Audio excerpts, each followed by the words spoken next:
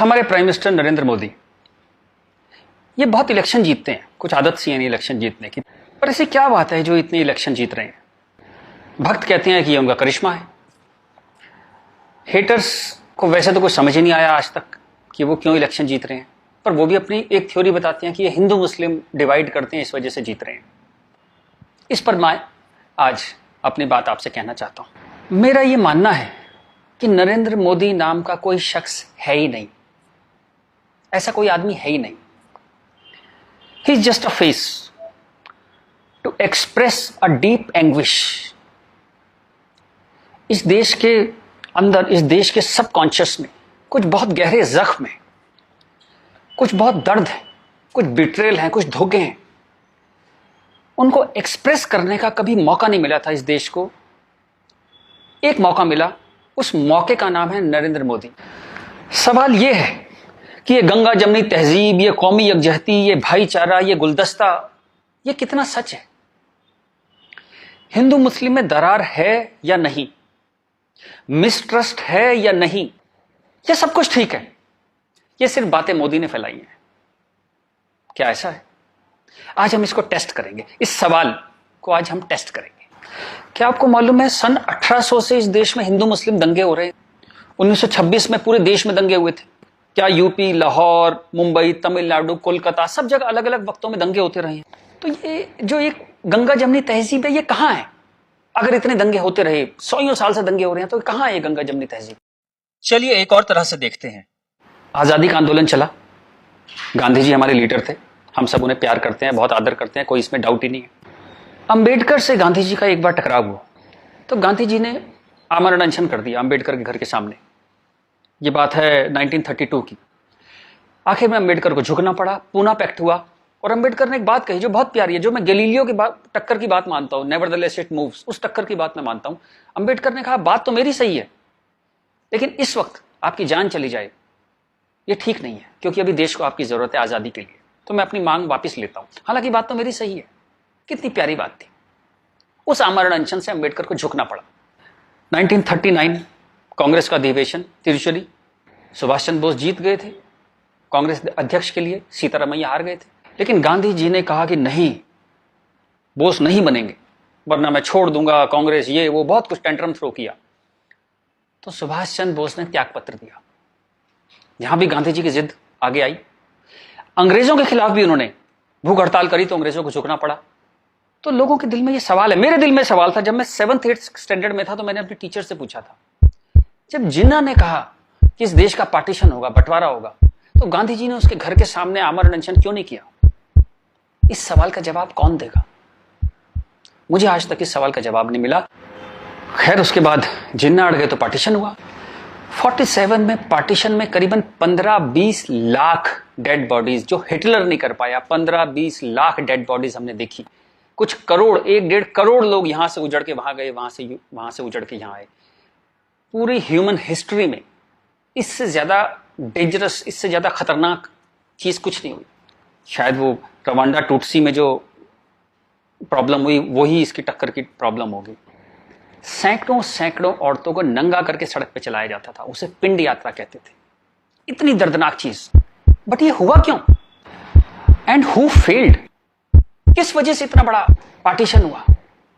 सिर्फ एक वजह से कि मुस्लिम्स ने कहा हम आपके साथ नहीं रहेंगे। और आप बकवास आज भी करे जा रहे हो गंगा जमनी तहजीब की, कौमी यकजहती की। 20 लाख लाशें गिर गई, आप अभी भी सच का सामना नहीं करोगे? उसके बाद जो पार्टीशन से लोग आए, यहां बहुत सारे शहरों में रहे, और अगले 20, 25, 30 साल बड़ी गरीबी में रहे। ना उनके पास पैसे थे, ना कैंप बोल दिया जाता था, वहां कैंप में रहते थे। बहुत तकलीफों से उन्होंने 20-30 साल बिताए। अब तो वो लोग नहीं है, गुजर गए, लेकिन उनकी वो दर्द की, वो जो रोंगटे खड़े कर देने वाली उनकी कहानियां थी, वो कहानियां जिंदा है। वो लोग जिंदा नहीं है, पर वो कहानियां जिंदा है। और याद रखिएगा, कहानियां अपने हीरो से, अपने कैरेक्टर से ज्यादा उम्र रखती हैं। जीसस चले गए, कहानियां हैं। राम चले गए, कृष्ण चले गए, उनकी कहानियां चलती हैं हजारों सालों से। तो वो लोग चले गए, पर वो कहानियां इस देश के सबकॉन्शियस में चली गई हैं, कलेक्टिव सबकॉन्शियस में वो कहानियां हैं।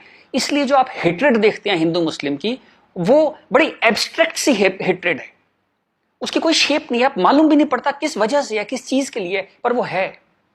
फिर आजादी हो गई, सरकार बन गई, कॉन्स्टिट्यूशन आ गया, उसके बाद फिर अजीब अजीब सी चीजें होने लगी इस देश में। शरिया की बातें होने लगी, 4 शादियां कर सकते हैं, हाँ कर सकते हैं। शाहबानो आती थी तो पूरा पार्लियामेंट उल्टा लटक जाता था सुप्रीम कोर्ट को दबाने के लिए। ये कुछ अजीब अजीब सी चीजें होने लगी इस देश में। तो कभी ये क्यों नहीं कहा गया कि हाँ हम शरिया पूरी तरह लागू करेंगे, हिंदू चोर जेल में जाएगा, मुसलमान चोर के हाथ काट दिए जाएंगे, क्योंकि शरिया में ऐसा कहा गया है। ये कभी कहा ही नहीं गया किसी प्लेटफॉर्म पर, लोगों के दिल में था। अब इस सवाल को दबाया कैसे गया? कांग्रेस के हाथ में ताकत आई। अब उसे इस बात से बचना था कि पार्टीशन हमारी वजह से हुआ, हम लोग फेल हो गए, तो उन्होंने सारे टेक्स्ट बुक अपने हिसाब से लेके सारे यूनिवर्सिटीज के वाइस चांसलर्स और ये एनसीईआरटी, सीबीएसई सबके हेड्स उन्होंने अपने आदमी भर्ती करने शुरू किए। उन्हीं लोगों को पद्मश्री देना शुरू किया, उन्हीं लोगों को तमाम मनसब और तमाम तरह की, वही चीफ गेस्ट बनते थे जलसों में।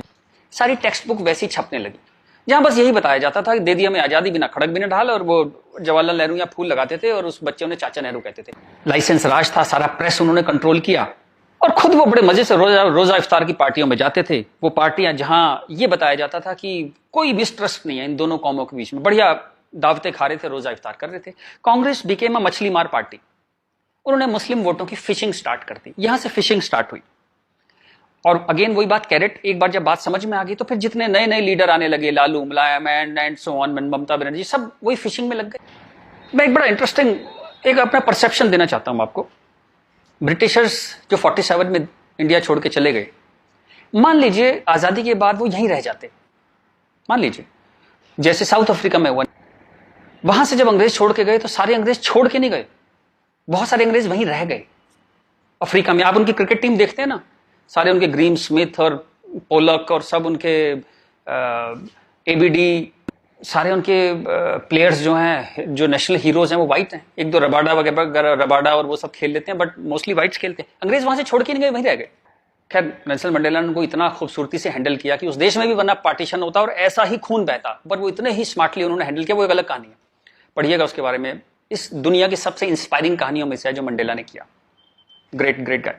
खैर, अगर यहां ऐसा होता कि ब्रिटिशर्स यहां रह जाते, तो मैं आपको एक मेरा ये एक आकलन है, तो 20-30 साल बाद एक पॉलिटिकल पार्टी पैदा होती जो उनके वोट की फिशिंग करती, और हमें ये समझाया जाता कि हिंदुस्तानी और ब्रिटिशर्स में कभी कोई झंझट था ही नहीं। They were friends, they were happy. हम मिलके होली, दिवाली, ईद मनाया करते थे। और ये जनरल डायर, ये तो आप झूठी बातें हैं, जलियांवाला बाग में गोली चला दी जनरल डायर ने, ये सब एग्जेजरेशन है, राइट विंगर्स ने पैदा किया है। अगर अंग्रेजों के भी वोट यहां पे होते तो ये झूठ चलता रहा, और Hindus got sick of it. पर कहने का कोई रास्ता नहीं था, कोई आउटलेट नहीं था इस बात को कहने का, कोई ऐसा चेहरा नहीं था वो जिसके साथ वो बात कहते कि वो एम्पैथी से हमारी बात सुनेगा। अब यहां मैं थोड़ी सी डिटूर लेना चाहता हूं। कांग्रेस ने इस देश की बहुत सेवा की है।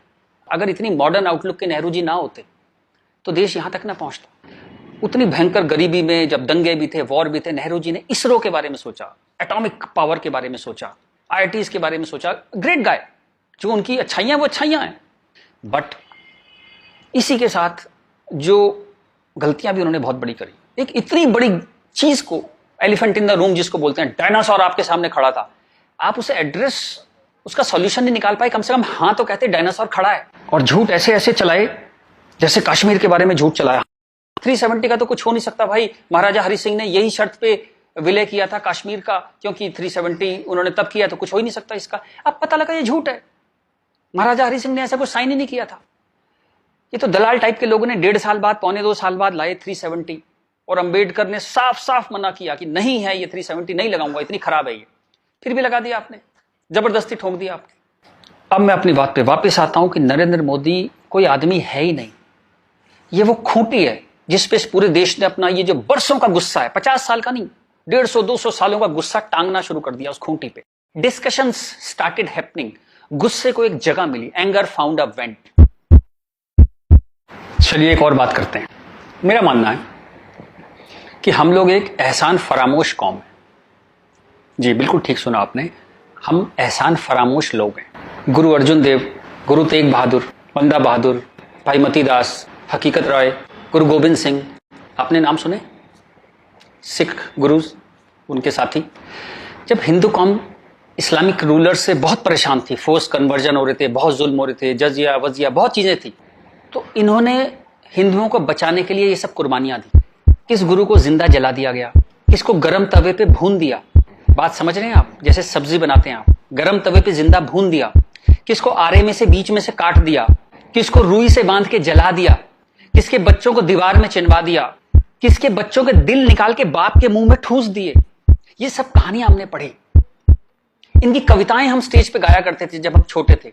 हकीकत हूं, हकीकत को हकीकत जब बताऊंगा, हूं एक लाखों को हकीकत मैं बनाऊंगा। इस सारे जुल्म को सहकर हिंदुओं में से एक वॉरियर कौम पैदा हुई, खालसा। पर आजादी के बाद टेक्स्ट बुक, कांग्रेसियां टेक्स्ट बुक थी सारी, इरफान हबीब, रोमिला थापर, इन सब ने हमें हिस्ट्री पढ़ानी शुरू करी और ये कहा गया कि भाई हम बड़े सेकुलर हैं, सेकुलर रहो और प्रोग्रेसिव बातें करो। अगर आपने ये सब बातें करी तो बड़े आप कम्युनल कहलाओगे। तो हम बड़े कंफ्यूज से हो गए कि क्या करें। तो कुछ समझ नहीं आया तो हमने सिखों पे जोक बनाने शुरू कर दिए। कल्पना कीजिए, हिंदुओं में से उठी हुई एक कौम जिसने इतने बलिदान दिए, आज हम उसके ऊपर चुटकुले बनाते हैं। बजाय उस कौम को सिर पे बिठाने के हम उस पर चुटकुले बनाने लगे। चलिए, ये वक्त भी देखा इस देश ने। यहां से प्रॉब्लम शुरू हुई। जिन मुस्लिम रूलर्स के हाथों, जिससे पूरे लंबे वक्त में वो जो हमने तकलीफें सही, जैसे ब्रिटिशर्स के हाथों सही, ब्रिटिशर्स चले गए, उन मुस्लिम लोगों के हाथों जो हमने इतनी तकलीफें सही, उनको आजादी के बाद हम कुछ एड्रेस ही नहीं कर पाए और कंफ्यूज हो गए कि ये सब जुल्म हुए भी थे या नहीं थे। ये गुरुओं ने जो इतनी बलिदान दिए थे, जो इतने सैकड़ों सालों से ये जो गुरुद्वारे बने हुए हैं, ये सच्चे हैं कि नहीं है, या ये मोदी ने बना दिए जाके चुप चुप के 200-300 साल पहले मोदी ने बना दिए। अंदर ही अंदर एक कैंसर है, इस गुस्से का एक कैंसर है जो इस देश को खाए जा रहा था कई सौ साल से। वो कैंसर पार्टीशन में दिखाई दिया। आपके 2 हाथ काटने पड़े, एक भारत एक पाकिस्तान बन गया, एक बांग्लादेश बन गया, 2 हाथ कट गए आपके अंदर इतना बड़ा कैंसर था। लेकिन आप क्या करते हैं? आप लिपस्टिक लगाते हैं, पाउडर लिपस्टिक लगा के आप कहते हैं भाई everything is well, all is well. चलिए इस प्रॉब्लम को एक और तरह से देखते हैं। तो ये भारत, पाकिस्तान, बांग्लादेश तीनों को मिला दें तो करीबन 50 करोड़ मुस्लिम लोग हैं यहाँ पे रहते हैं। ये कहां से आए? इतने मुस्लिम तो अरब में भी नहीं है, मिडिल ईस्ट में इतने मुस्लिम नहीं है। इस देश में पारसी भी आए, बुद्ध हैं, राजपूत हैं, सिख हैं, बहुत कौमें हैं, ये क्यों नहीं हो गए 50 करोड़? इस क्वेश्चन का क्या आंसर है? फिर एक दलाल टाइप के जो लोग हैं उन्होंने एक नया नैरेटिव स्टार्ट किया। ये पिछले 25-30 साल से ज्यादा जोर पकड़ा इस नैरेटिव ने, 20-25 साल से, कि ये प्यार से कन्वर्ट हो गए। ये हिंदू ही थे, प्यार से कन्वर्ट हो गए। वेरी गुड, वाह। ये कहा गया सूफी संत आते थे, दरवेश, फकीर, वकीर आते थे और लोग प्यार से कन्वर्ट हो गए। मैं आपको एक एग्जांपल देता हूं। जैसे हमारा एक बहुत बड़ा देश था, ऐसे एक बहुत बड़ा देश था पर्शिया। वहां पारसी रहते थे और वो कलाओं में, ट्रेड में, एजुकेशन में बहुत ऊपर देश था। उसकी वो पूरी सिविलाइजेशन बहुत हाई पे थी। ये मिडिल एजेस की बात है। मुस्लिम्स का अटैक हुआ, करीबन 25-30 साल में एक भी पारसी जिंदा नहीं बचा। सारे देश छोड़ के भाग गए, मर गए, लूट, हत्या, बलात्कार। और 25-30 साल में एक नया इस्लामिक मुल्क बन गया। बाद में जिस मुल्क का नाम पड़ा ईरान। सारे पर्शियंस कहां गए? कुछ भाग के तो हिंदुस्तान भी आ गए थे। वो प्यार से कन्वर्ट हो गए। ऐसा प्यार इस दुनिया ने कई बार देखा है। अफ्रीका में, एशिया में ऐसा प्यार 25-30 कंट्रीज ने बर्दाश्त किया है और वो 25-30 कंट्री टोटल इस्लामिक बन गए। और लेटेस्ट कश्मीर, जब वहां से 3 लाख 4 लाख हिंदू भगाए गए तो वो प्यार से भागे वहां से और पूरा कश्मीर इस्लामिक हो गया। Make no mistake, it's a caliphate. जो बगदादी करता है खलीफा जो अपना साम्राज्य बनाता है जहां सिर्फ मुस्लिम होते हैं और अगर गैर मुस्लिम है तो उन्हें डिम्मी बन के रहना पड़ेगा, खत्म होकर रहना पड़ेगा। वो कैलिफेट है इस्लाम की। इस वक्त कश्मीर में, हिंदुस्तान में कैलिफेट है। 1921 में मालाबार में दंगा हुआ था, वहां भी कैलिफेट बनाने की कोशिश की गई थी। कुछ 50,000 या 1 लाख हिंदुओं को बाहर निकाल दिया था वहां से, फोर्स्ड कन्वर्जन किया था। तो तब नहीं बना पाए, लेकिन आज कश्मीर में कैलिफेट है, ध्यान रखिएगा। ये आपकी गुलदस्ता और कश्मीरियत, जमहूरियत, इंसानियत सबके बीच में एक कैलिफेट बन गई। लेकिन आप कहते हैं कुछ हुआ ही नहीं है। और जब ये 3-4 लाख हिंदू वहां से भगाए गए 1 महीने के अंदर, तब कॉन्स्टिट्यूशन सो रहा था, इंटेलेक्चुअल सेमिनार कर रहे थे, गंगा जमनी तहजीब पे सेमिनार कर रहे थे और इस तरह की तमाम रोजा इफ्तार की दावतें चल रही थी। Happy, everybody was happy. और जो पूरी तरह इस्लामिक नहीं बना, उसके टुकड़े हुए, जैसे हिंदुस्तान के टुकड़े हुए, सूडान के टुकड़े हुए और आपकी और हमारी जिंदगी में, हमारे लाइफ टाइम में स्वीडन का टुकड़े होंगे। आज से 15-20 साल के अंदर स्वीडन टूट जाएगा। ये एक प्रोसेस है जो पूरी दुनिया में चल रहा है।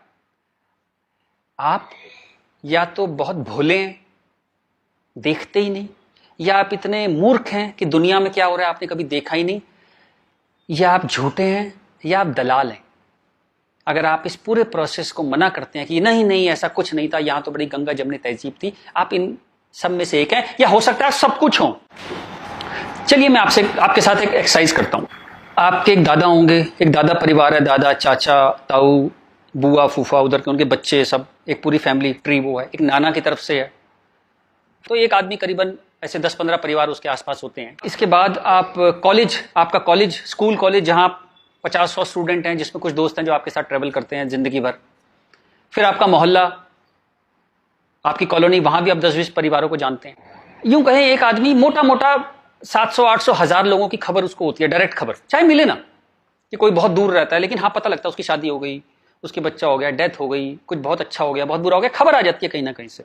अब मैं आपसे एक्सरसाइज करता हूं, पिछले 20, 30, 50 साल में ये इन 1000 लोगों में से कितने लोग मुस्लिम बने, कितने लोग कन्वर्ट हुए? आंसर मिलेगा 0। क्या हुआ? सारे सूफी, दरवेश, फकीर रिटायर हो गए, आईपीएल देखने चले गए, इस्लाम की कशिश खत्म हो गई। दोस्त, जब तक गर्दन पे तलवार ना हो ना, कोई कन्वर्जन नहीं होता, या बहुत सारे पैसे ना हो, कोई कन्वर्जन नहीं होता। उसके बाद पार्लियामेंट पे अटैक हुआ, इस देश की पार्लियामेंट पे अटैक हुआ, और उसमें शामिल अफजल गुरु, उसके सम्मान में, उसके समर्थन में लोग खड़े हैं, हजारों लोग मुसलमान खड़े हैं, और हमने तब भी कुछ नहीं कहा, इस देश में हाहाकार नहीं हुआ। मुंबई में कुछ साल पहले आजाद मैदान में एक रैली हुई, किस लिए हुई? रोहिंग्याओं के समर्थन में। आपका क्या लेने देना रोहिंग्याओं के समर्थन में? और रैली के आखिर में क्या हुआ? जो शहीदों के लिए स्मारक बना है, फौजियों के लिए, शहीदों के लिए जो स्मारक बना है, उसको जूते मार मार के तोड़ दिया। इतनी नफरत आपके मन में इस देश के लिए, और कोई कुछ कहता ही नहीं, कोई कुछ कह ही नहीं पा रहा था। ये चल रहा था इस देश में। तो ये जो एक हेट है, ये इन दोनों कौमों में रही, और वो एक नफरत जो थी, वो कभी it never became a past history, distant history, कभी नहीं हुआ। वो रोज रहा, कभी वो अफजल गुरु के रूप में आ गई, कभी वो क्रिकेट मैच के रूप में आ गई, कभी कश्मीर, कभी आजाद मैदान, वो हमेशा कभी ना कभी उसके न्यू एडिशंस आते रहते थे। एक और एक्सरसाइज करते हैं। आप मोटरसाइकिल चलाते हैं, कार चलाते हैं, साइकिल, स्कूटर कुछ चलाते होंगे। जब भी आप सड़क में जाते हैं तो थोड़ा संभल के चलते हैं, लेकिन आपके शहर के जो मुस्लिम एरिया है, जब उसमें आप जाते हैं तो कुछ एक्स्ट्रा संभल के चलते हैं कि नहीं? एक्स्ट्रा संभल के, कि अगर यहां लग गई तो एक्स्ट्रा पिटाई होगी। वो जो फियर है आपके अंदर, वो जो डर है, वो कमाल की चीज है, जिसको देश कहता है नहीं, एक सिस्टम कहता है नहीं, लेकिन आपके अंदर है, करोड़ों लोगों के अंदर है, 100 करोड़ लोगों के अंदर है वो डर। और एक आखिरी एक्सरसाइज, जब भी आपको कोई ज्ञान बांटता हुआ आदमी मिले, सेकुलर मिले, इंटेलेक्चुअल मिले, गंगा जमनी तहजीब वाला आदमी मिले, सब बराबर हैं, सब धर्म है, तो उसको कहिएगा चलिए एक पेज पे लिखते हैं, गीता, बाइबल, कुरान सब एक जैसे हैं, जीसस, राम, कृष्ण, पैगंबर मोहम्मद सब एक जैसे हैं, ना कोई छोटा ना कोई बड़ा, सब प्यारे इंसान है, सब बढ़िया हैं, सब बराबर हैं। एक पेज पे लिख के उसे बोली जरा 2-4 मुस्लिम से साइन करा के ला। ऐसी ची की आवाज आएगी उस इंटेलेक्चुअल की, आपके पास जिंदगी में दोबारा नहीं आएगा। वो एक मुसलमान के साइन नहीं करा सकता इस बात पे। ये सारा ड्रामा हमारे लिए है। ये तो जहां से मैंने बात शुरू करी थी कि ये जो गुस्सा है, ये कई 100 साल का गुस्सा है, जिसको वेंट नहीं मिला, कभी निकलने की जगह नहीं मिली। और ये जो बार बार दंगे होते हैं ना, ये उसकी EMI है।